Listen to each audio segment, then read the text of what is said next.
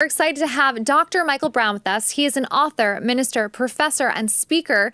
Today, he'll tell us about his new book titled Love is the Way. Only if everyone believed that. Welcome, Dr. Brown. Thank you, Diana. It's great to be here. I appreciate it so much. And I follow a romance novelist, and prior to that, Bumble. This is your theme, huh? Yeah, love apparently is the way for our show today. It should be February 14th. You're right. Yeah. We're just bursting. We're just bursting with love. Aren't we just? Can you give us an overview of your book? Yeah, the book is basically about the search for meaning. You hear so much, what do you want in life? I want to be happy. I want my children to be happy. But there's a greater depth than that, and that's to find life that's meaningful, makes you want to get out of bed in the morning. And I think the poets and philosophers and preachers and playwrights of the ages have all understood that the fundamental way to do that is through the discipline, the difficult discipline of loving. So this book is about that. Can I establish a daily life choice discipline that has love in the midst of it? And so that gets way past sugary, syrupy, Hallmark to the really tough stuff of, can I manage my words, my deeds, my actions, my relationships, my self-care, all the rest of it, in a way that's essentially loving? What made you write this book? Were there things that you saw just in your daily life that you thought people need a little help with this? Well, obviously, yeah. The mad search for something to make me happy, something to make me want to get out of bed in the morning, something to make me think my life makes sense.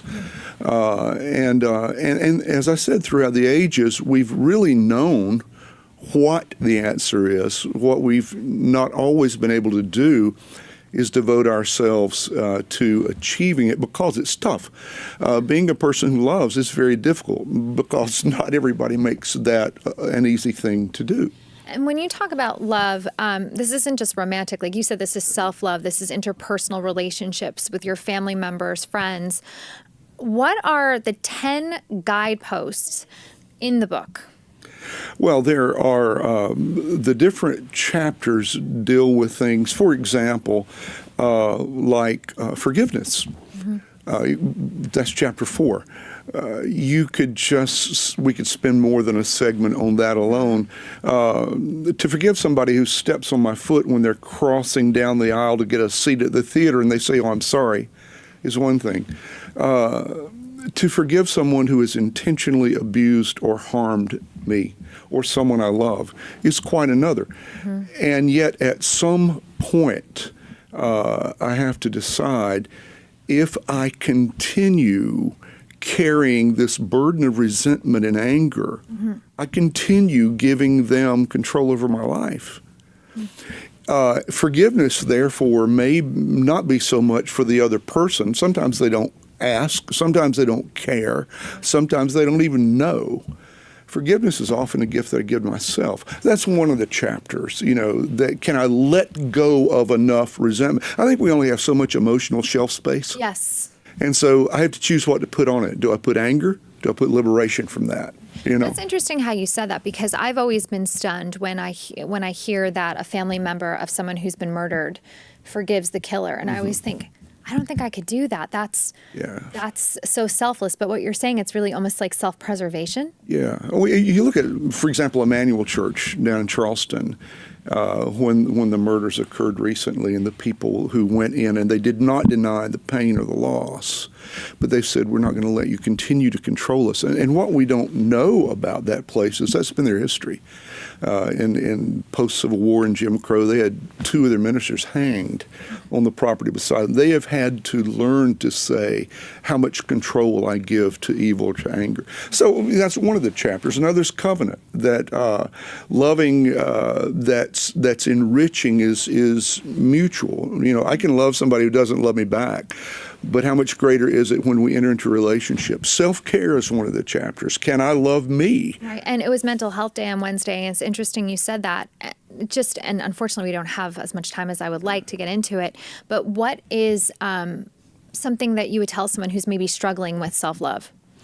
That you are the only person who can adequately define yourself. And sometimes I think we struggle with self-love because everybody else has told us who we're supposed to be, what we're supposed to do, what we're supposed to be like, look like, body shaming, identity shaming. You're the only person who can figure out what it means to be you. And if you can figure that one out and do it well, then you are the judge you have to answer to.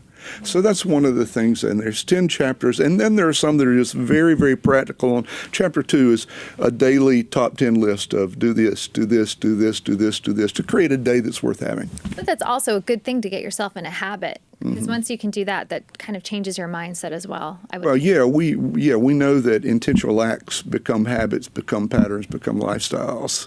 And so I want to construct, you want to hear for a little while, I want to construct a journey for myself that's going to be fun to take.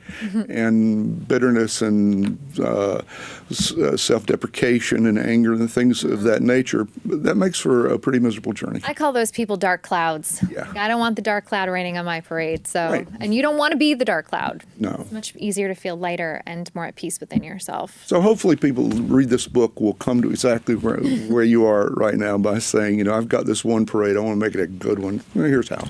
And thank you for helping us find the way. Thank you for having me.